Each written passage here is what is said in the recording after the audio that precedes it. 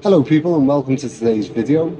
Today we've got a bit of a cool project to go through. A friend of mine, Todd, from over in the States, got in touch, reference a pedal build or two pedal builds with some fabric that he acquired through his family. I think it was his one of his grandparents out in World War II acquired this fabric out in China, which is pretty cool. I'm really into vintage and really into fabric covered pedals. And he would like two pedals built, one for him and his nephew, and I thought it would be cool to make a video about it as we go along. Now I've chosen to go with a fuzz because I think that's probably going to suit his style of playing. He plays in a band called the Valentinos. If you haven't checked them out already, or you haven't heard of them, please do check them out. Or Todd himself, in fact, runs a podcast called The Guitar Knobs. I'm sure you all watch the Guitar Knobs podcast. It's fantastic.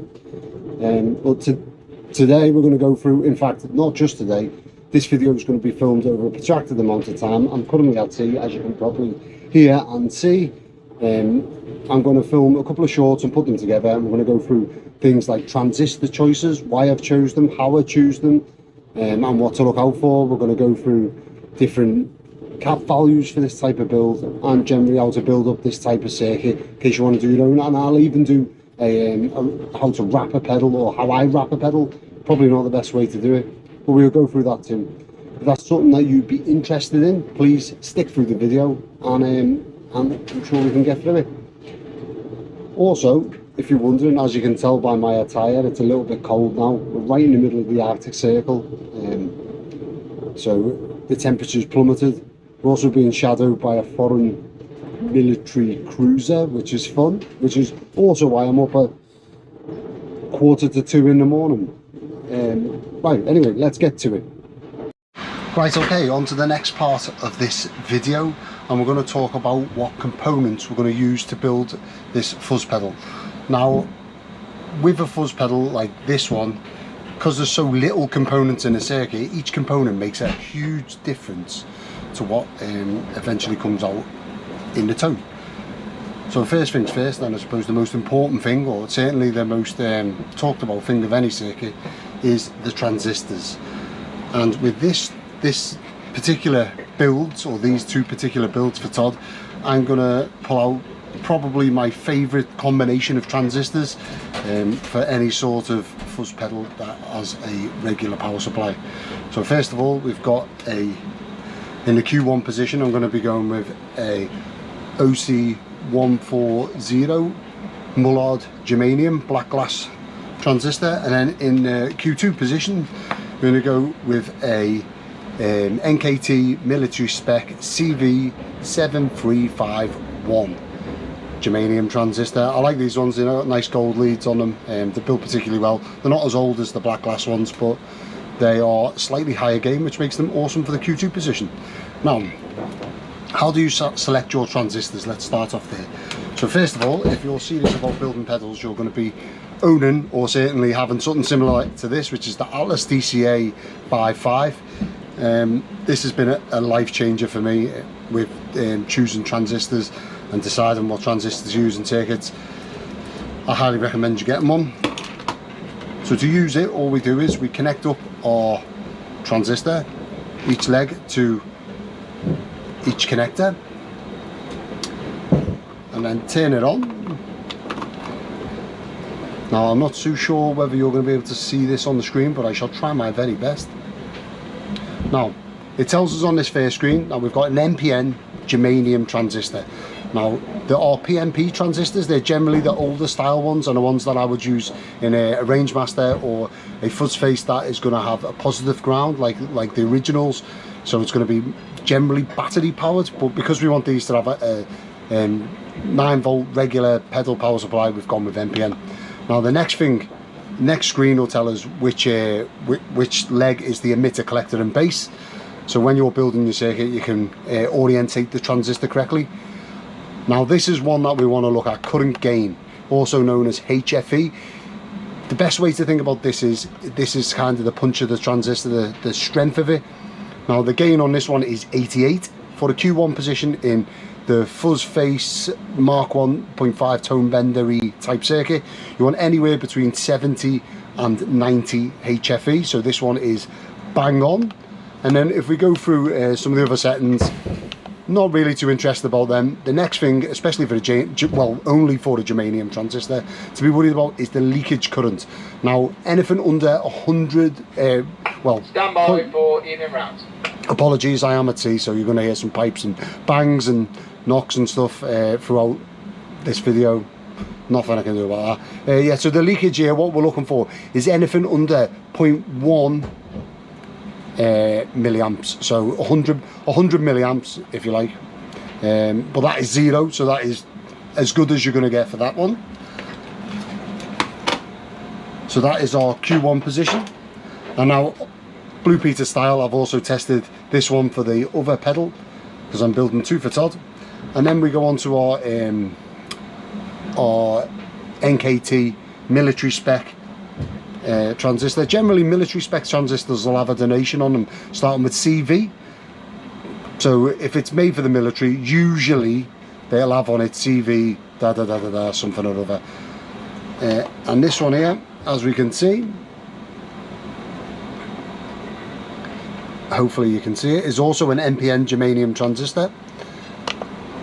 It has a gain of, or HFE of 132. Now generally what people say is 90 to 120 for the Q2 position.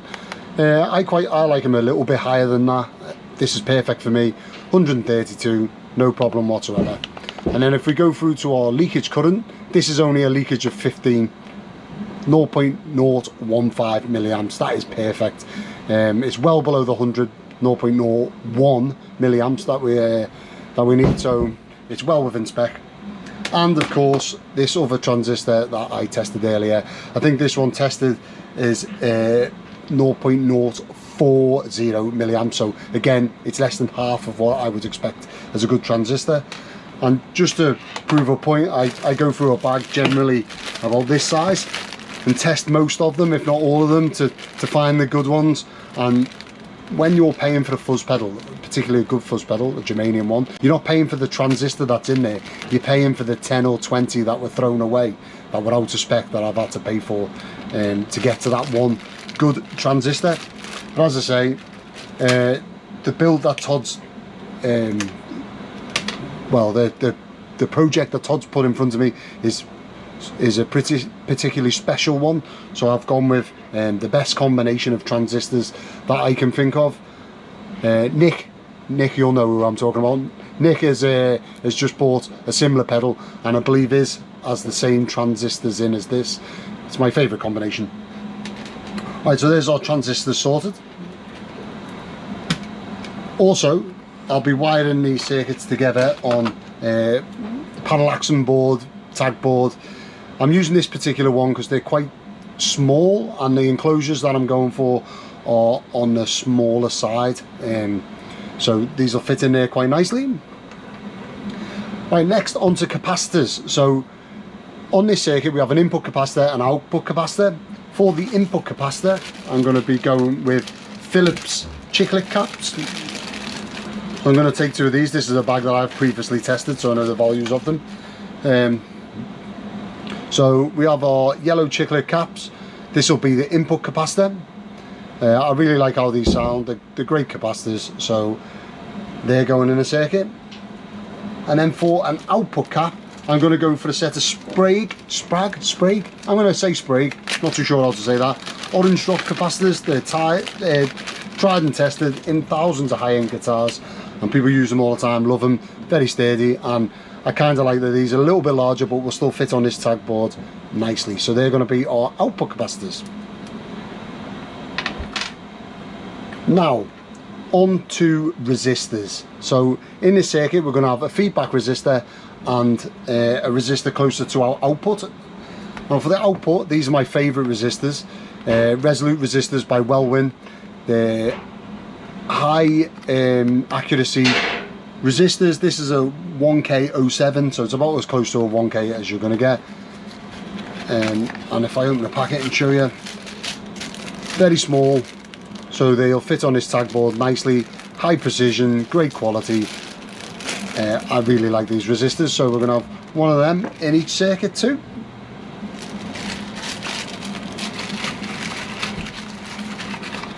And then a similar style resistor, but only on a strip. These are going to be the feedback resistor. They are a little bit smaller, which means they take a little less current, but it doesn't matter because we're using a 9-volt pedal. And these are going to be our feedback resistors. Again, these are what I use in a lot of my fuzz pedals because I really like them. Now, for each transistor, there's going to be a resistor that biases the transistor. Now, a lot of high-end fuzz pedals will use a set value for these, and they generally charge more to have a set value. I prefer to use a potentiometer just because I can dial it in exactly where I want it to these transistors, and then if the transistor drifts over time, which it shouldn't do, but they do, I'll be able to adjust it again and change it back into spec. Now, I prefer to use these style potentiometers. I don't know how much that's going to show on there, but they're made by Iskra. They're real good quality, great potentiometers, and all I do is just extend the legs slightly and they'll fit on the tag board nicely. They're my favourite potentiometers, so we go with them. Now, the last capacitor in this circuit is a higher value, so 22 UF capacitor. Now, for this one, I'm going to be using one that's on this board here. So this is an old ACU circuit card used for motor protection on a Warship. But when they go out of tolerance or when they're defective, they're simply thrown in the bin, which is a waste. So I then retrieve them and salvage some of the components. So what we're looking at here today is I'm going to be using this 22 UF capacitor here. It's a Kemet tantalum capacitor. They're real high quality military spec capacitors. There's nothing wrong with this capacitor itself, so I'll be using that in the circuit. And also, while I'm on here, there's these 150 UF capacitors that I am going to salvage also, and they will probably go into the smoothing circuit for the 9-volt DC. We'll use the same circuit that's in the original Vox wah pedals. No, Vox wah pedals? Yeah, maybe. Anyway, and one of the original wah pedals, maybe the Dunlop, maybe the Vox, I'm not sure. But there's a circuit in there that smooths out the 9-volt power supply, and I'm going to be using these two capacitors in that circuit, and I'll explain that as we come to it. Also, on these, we actually have some NPN transistors, quite a few of them. They're made by Fairchild in Hong Kong. I mean, you probably can't see that. They have Hong Kong stamped on the sides of them, and they are 2N1711 transistors. They're actually getting quite rare to get hold of, and especially the metal can type like these. So I'll be salvaging all of them, and I may well test them. They're silicon transistors, test them, and if the HFE is high enough, I might use them in a Q2 position. We'll see later on as we get to that. I'd like to reiterate, if anyone from work is watching, this is a defective circuit that has been thrown into the gash, into the rubbish bin, trash for my American friends, and then retrieved, so it's not a working one. I'm not using military stores for pedals. This is actually salvaged. Right, so let's warm up the old Hacko, and we'll get cracking.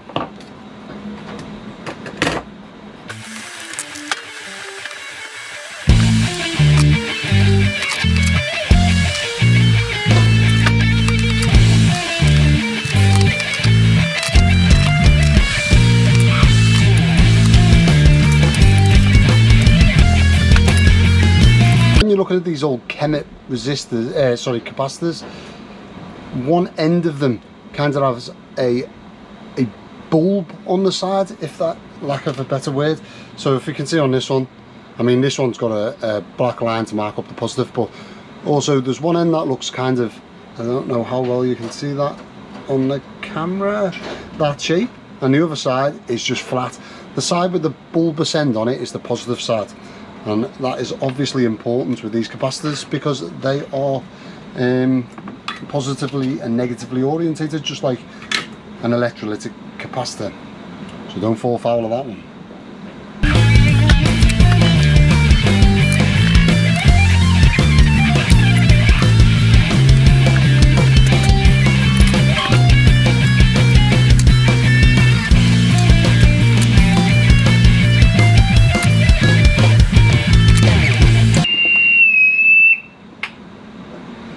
as you can hear, that is the end of evening round. What a terrible noise that pipe makes.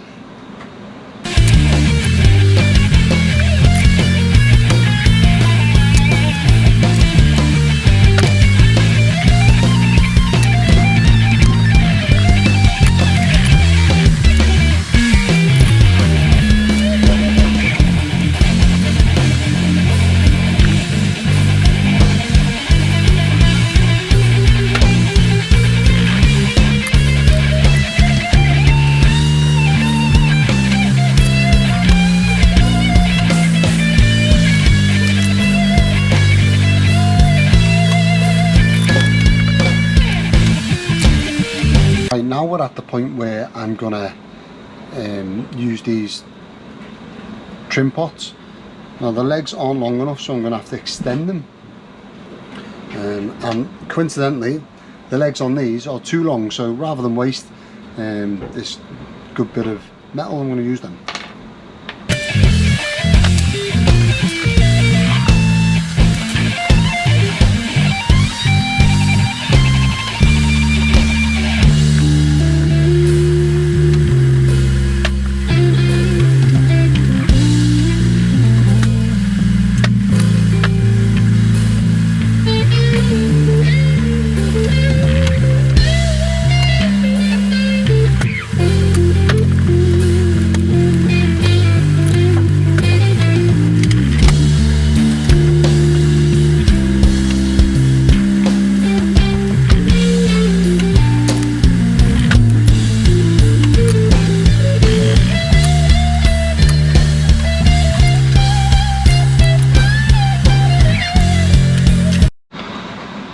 I like to use this heat shrink from Wirefly. It's a 3:1 shrink ratio, and it has like a glue inside, so when it shrinks it glues to the workhorse. So you can use anything or nothing. This is what I prefer.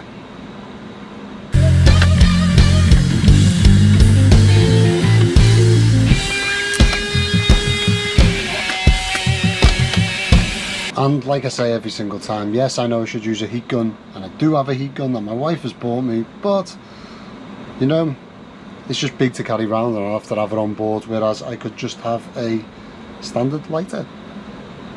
So hammer me in the comments for this if you wish.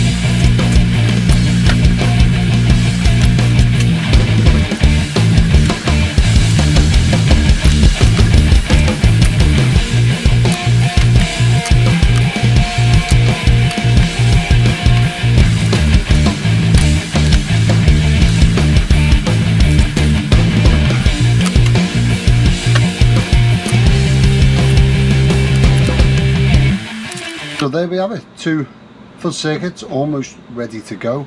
All that's left to do is to put on our transistors, which I'll do in a second, and then after that it'll be make up the 9-volt filter boards. So let's go. Even though I've wired up 1,000 of one of these transistors before now, I'm still going to check the orientation of them and make sure that they are still good, because these old transistors can play tricks on you, or sometimes the dot denoting the collector or the emitter, or the collector in this case, can sometimes be in the wrong position. So on here we've got red is the collector, green is the emitter, and blue is the base. So we want to orientate it this way round, so our collector is pointing this way. And then just to repeat the process on this side.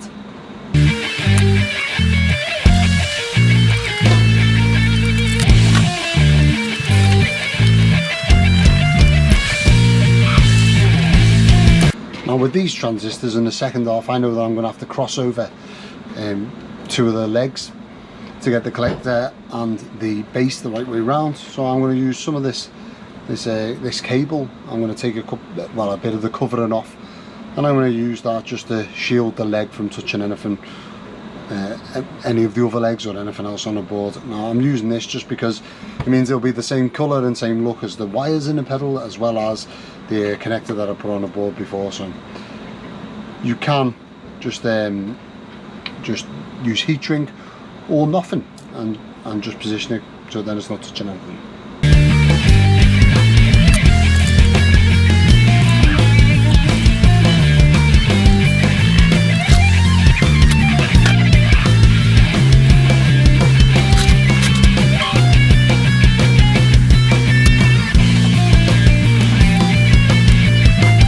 And now, of course, while you're soldering transistors, I always suggest that you use a heatsink just to stop any heat damage, especially on germanium transistors. It can happen quite easily, but I've soldered more than a few in my time, and I think I've got a knack for not destroying them. Not always, but there you go. Maybe that's a bit of arrogance on my side, something I can improve in the future. Now, you don't want to apply too much heat all at once, so I tend to do one lug on each pedal, or if I'm building 5 or 6, one lug on each pedal at a time, and then come back to where we started.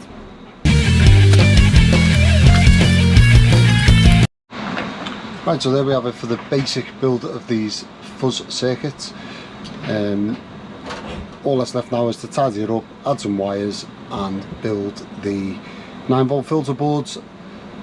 And also, when the fabric comes from Todd, the vintage fabric, I'll be able to put that onto the enclosures. I'll film that, hopefully I'll film that, and then we'll put this video together and put it out in the world. It's worth noting that these, potentially, being as I'm right at the end of my last deployment on a Navy ship or on a ship ever, these are probably the last 2 circuits that I'm ever going to make at sea again. So there's a nice little fact. Well, welcome back to this video. Apologies for the time it's taken me to get this far. It's been literally months. I've been waiting for these enclosures to turn up. So when I left you fine people, I was deployed out to the Arctic. We were playing cat and mouse with a foreign military. I'm now shore based, seeing out my last 12 odd months in the Navy. I'm a divisional officer in the Navy's engineering school. Not very interesting work, but I am working from home today, so apologies to anyone in the Navy who I'm skiving off work for. I may have to leave for a phone call or what have you, but we'll get past that when we come to it.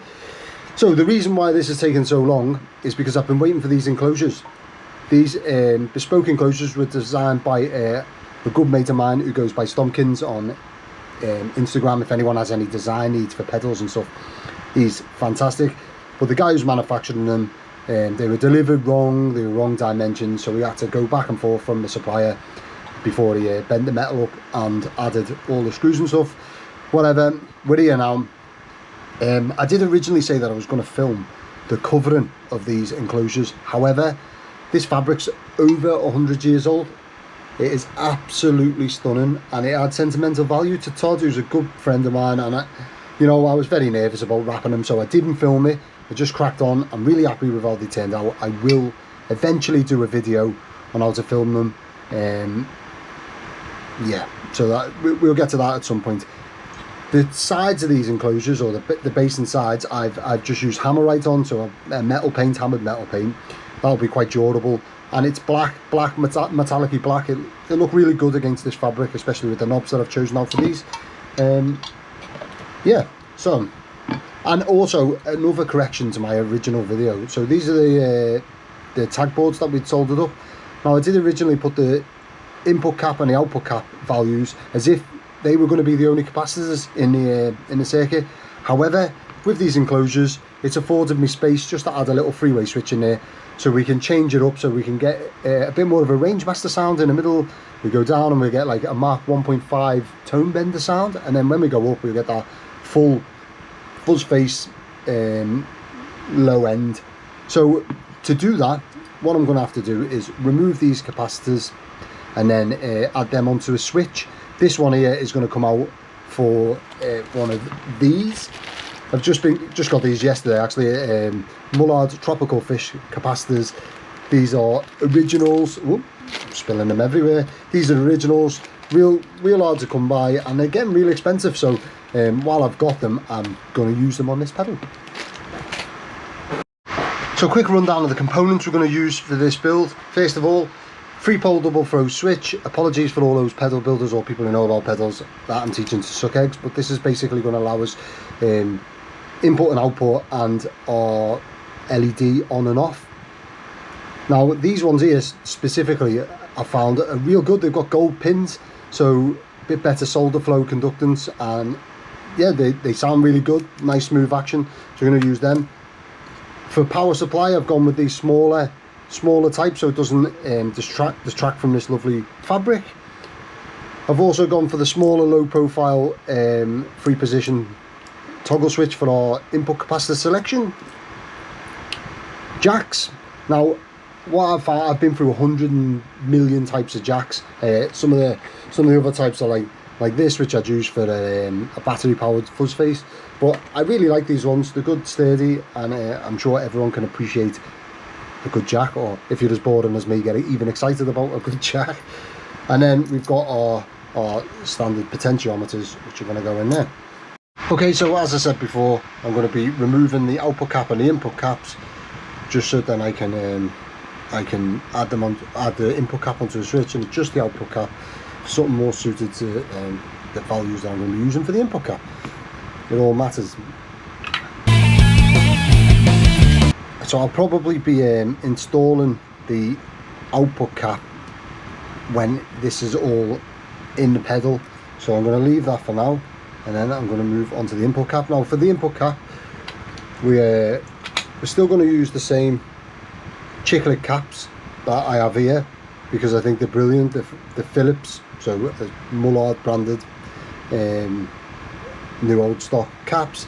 That's what we installed originally. I'm going to use them on a switch, but I'm also going to use these Phillips Mullard larger value caps. I don't know whether many people have seen these, but the tropical fish caps that you see, there is literally hundreds of fakes out there. And how do you know they're not fake? If they come in these lovely old school boxes. I haven't seen too many of these, but I did manage to get a huge stock of random values, and these are the caps we're going to use. And if you feel the quality of this compared to one of the fake ones that's out there, you kind of get a feel for what's real and what's not. Anyway, so we're going to use them on a switch, and we're also going to use the chiclets. But for our center position, which is going to be wired onto the board, I'm going to go with these. Now these are actually old Soviet military audio capacitors. I thought it was quite fitting considering where I originally built the circuit and what other units were around us while I built that circuit. So I'll obviously be writing some notes on the bottom of the pedal with words to that effect. But these were actually made in Ukraine, funnily enough, because most of the old Soviet capacitors and stuff were made in Ukraine, being as that was the industrial center. But there you go. So we're going to be using these caps as our input cap. Let's go. Now, rather than messing about trying to unsolder them, I know that's a professional way to do it, unsolder them and then clean up the connections and then resolder. For me, I'm just going to clip them out.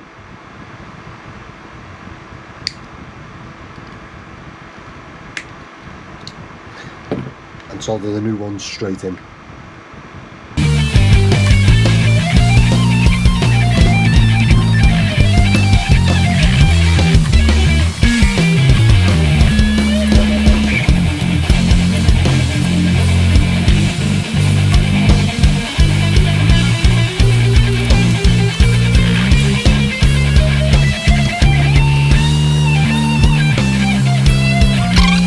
And like Blue Peter, here we have ones that we prepared earlier. Apologies to all my across the pond viewers, if I have any across the pond viewers. Blue Peter was a kids program back in the 80s when I was growing up. Anyway, here we are. We have our fuzz and volume controls, our input cap switches, jacks all installed, and as you can see, this is quite a tight space to work in. So let's get going. Back again with the circuit now installed and our new Soviet era capacitor on the input. I'm just going to wire up one of these pedals to show you how I do it, and then and we'll move on to the next phase.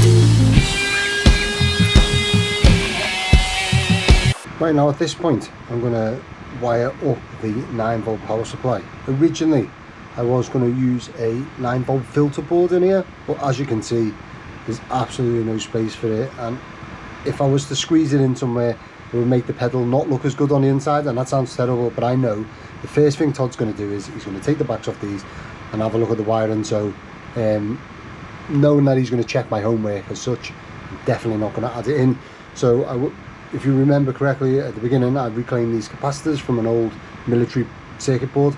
I'll be saving them and I'll use them in for something else. Oh, and another tip.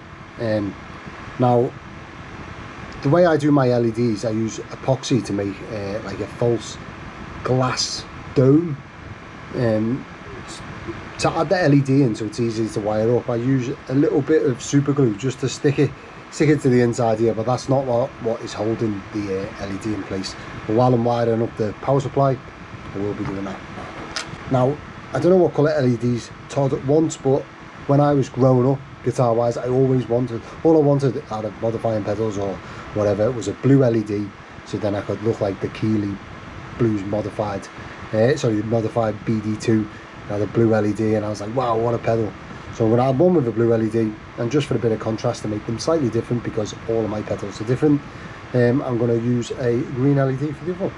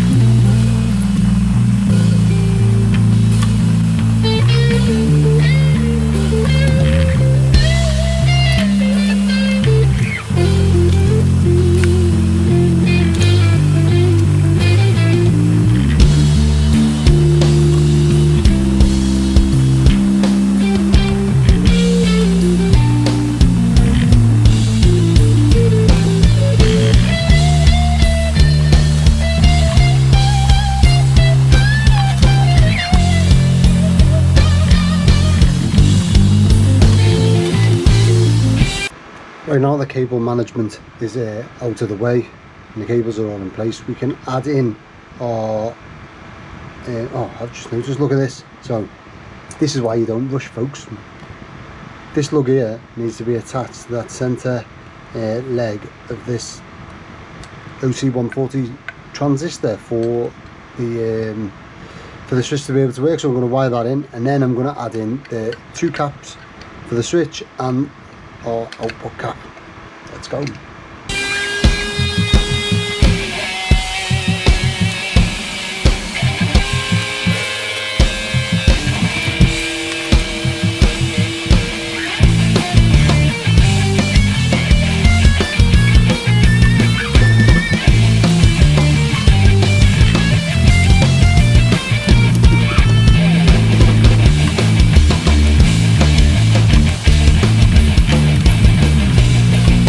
And there we have it, our 2 positions wired in onto that switch, and now we're going to go in and put the output cap in.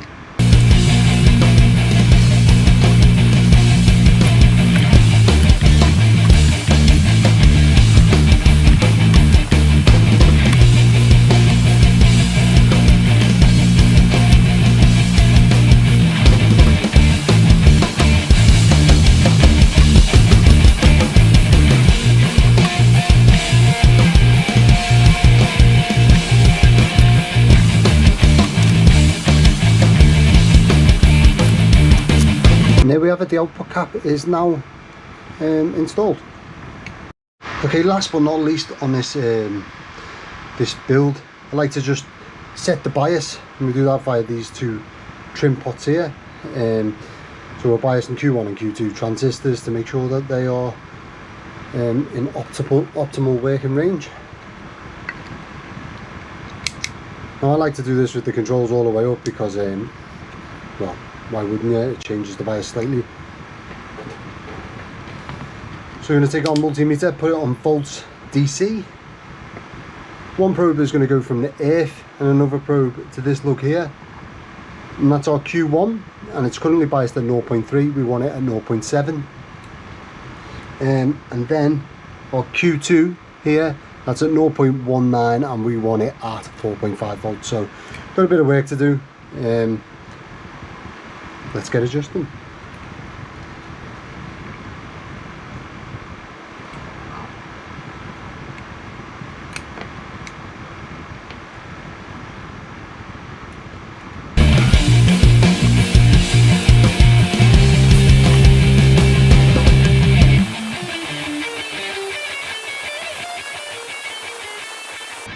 Quite sure why I'm sticking my pinky out there, huh?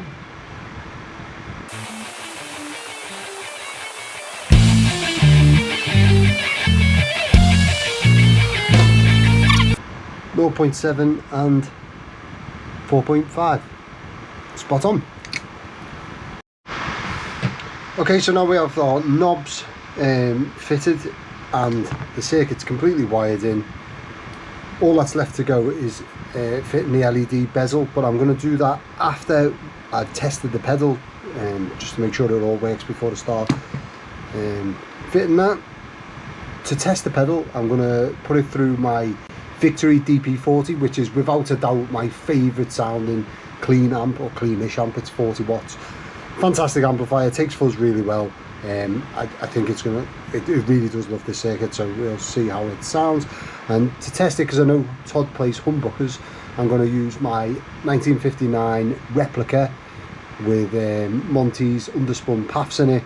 It's got a Brazilian rosewood board, real nice guitar. I'm going to test it with that and see how we get on with cleanup, etc.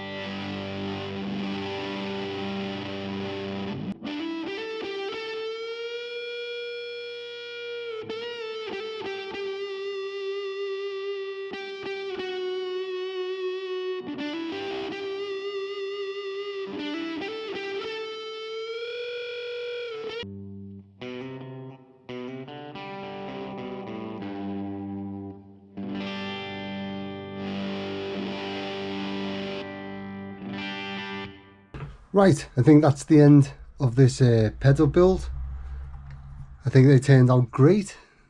All I need to do now is write some stuff on the bottom about where they were, where the circuits were built and stuff. A little message to Todd, as I do on all of my pedals. Well, I don't write a message to Todd on all of my pedals, but a message to the buyer on all of my pedals.